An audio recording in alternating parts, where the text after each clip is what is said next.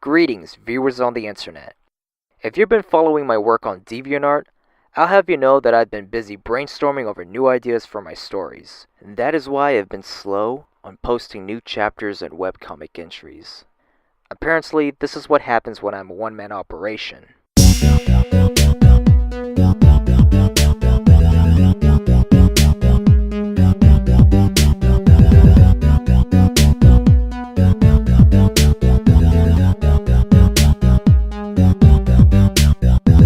I'll say this though, it'll all be worth it because I'm sharing original ideas that I've made, especially Project Triton. And speaking of which, since I'm so passionate for the series since 2015, I'm planning to make a sequel for it as well. The sequel I'm planning for Project Triton would take place in a decade after the dominion of GTO world security. It would involve the cyborg misfits dealing with a civil conflict between the human race that still exists and the cyborg race who are programmed to live up to 300 years. The neo-human race will root for either side, but would discriminate mixed identities, half cyborg, half neo-human. The cyborg misfits will consist of Vike, Triton, Haley, Dom, and BM. Gavin is not in the roster, which is why he will eventually leave after Phase 4 with Jordan, his girlfriend. Their new enemies will be human gangs who would do anything to kill off the cyborg race. Eventually after Phase 4, however, I'm also planning a trilogy series involving the 6 core cyborg misfits following the events of the original sci-fi. For those that are new to this information, Project Triton is divided in 4 story arcs with 30 or less chapters in each arc. Yeah, no, instead of binge-watching GTO, I should be busy with my story. Speaking of GTO, GTO is an excellent manga and anime series in my opinion. However, I'm looking forward to owning the other volumes of the anime, since I only have volumes 2 and 9. I have a thing for characters who are strong-willed, which explains why I depict characters like Cog as a selfless Elutrian hero. Triton is a cyborg, but his flaw is dealing with his emotions. How would he react if his comrades were killed? Yeah, I first looked at myself as the Japanese teacher version of Eminem, hence the blonde hair. Japanese Eminem? American Onizuka? Am I the only one who's seeing this? Whatever. Anyway, one of my favorite students besides Yoshikawa is Urumi Kanzaki. Man, she is cute for a star pupil, with an IQ of 200.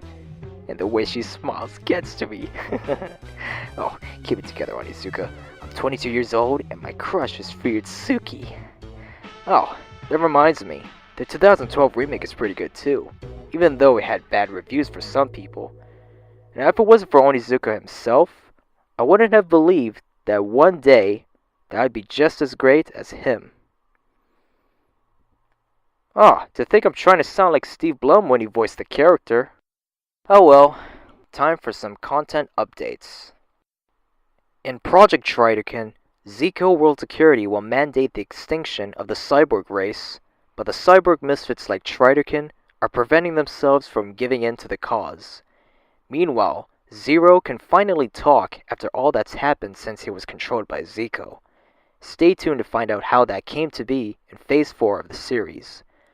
Also, Laney and Gats leave Murray's gang along with a Savant, who would gain a new body for his outfit courtesy of Nexus Labs. This will all be known after the last few chapters of Phase 3, which I will eventually post. But if you don't know jack squat about what I'm saying, as of now, please direct your attention to the character bios in my journal section. Link is in the description. In Kamen Rider Cog, a Laurelton Kamen Rider refuses to accept help from foreign Kamen Riders when Cog and Koguri visit his homeland.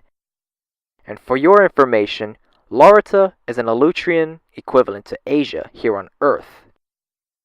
Angela and Zen will return with new comics involving a vegan extremist and the return of Jackass Jens in Story 31. Jackass Jens is a skateboarder who truly makes fun of the leftists who hate President Trump, unbeknownst to the titular characters.